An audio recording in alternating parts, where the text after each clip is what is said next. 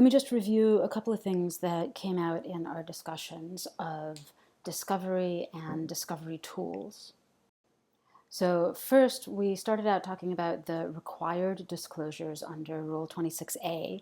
And I think the key thing that we got from that is that A, there's stuff you need to disclose without having the other party ask you for it. And B, that stuff is limited only to things that you will present to support your claims or your defenses. You don't need to give the other party things that support their claims and defenses until they ask for it. And that's when we talked about reading after the dash in Rule 26, because the first thing it says is you have to produce all witnesses, and you have to produce all documents, and so on. But then it goes on to say that you will use to support your claims or defenses. So just keep track of that. And as we talked about, that's a bit of a strategic issue because you want to be thinking, even right from the beginning, very early on, about how you are going to craft your story and what you're going to use to present. The other important thing to remember here is that it's a lot easier to present something, to disclose something and then not use it, than to not disclose something and then use it. So if you don't disclose something that you then want to use as a support for your defense or your claim, you can be barred from doing that.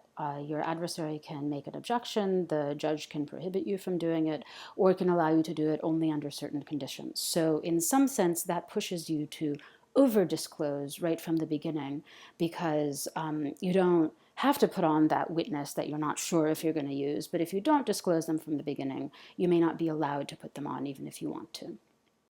Okay, let's talk a little bit about the discovery tools. Once you're in the portion of discovery where you are requesting stuff from your adversary, one discovery tool is the interrogatory, where you ask questions in writing. So this goes only to parties. There's a limited number of them. And basically, this is a way of opening up avenues to pursue. So I think of it as kind of exploring a house. Where are the doors? How do I find rooms? And which doors do I want to open? In contrast to interrogatories, requests for production are unlimited in number. You can make as many as you want. You can only serve them on the party, but you can get a subpoena to require non-parties to produce stuff. And as we saw in our problem set, it's best to specify the format that you want people to produce it in, because otherwise you might get something that's not very usable. For depositions, you also have a limited number, although as with everything for which you have a limited number, you can ask for extensions from the court to give you more. Sometimes the court will grant that. That's something you argue about.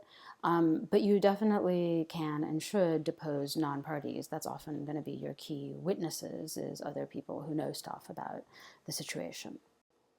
Finally, requests for admission are unlimited on number. They're only between the parties. And as we saw in our problem set, these are situations where you want to admit things that are 100% certain. You don't want to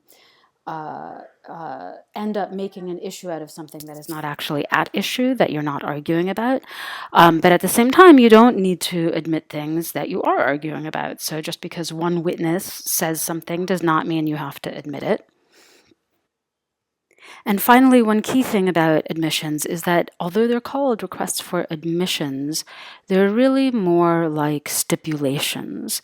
They only count for the lawsuit in which they are made. And when you say admit to something, it's really more like saying, I stipulate for the purposes of this litigation that whatever it is I'm admitting to.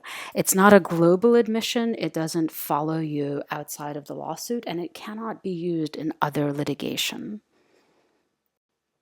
Finally, we talked about the scope of discovery, and we'll continue talking about that next time. So it's any non-privileged matter relevant to any party's claim or defense and proportional to the needs of the case.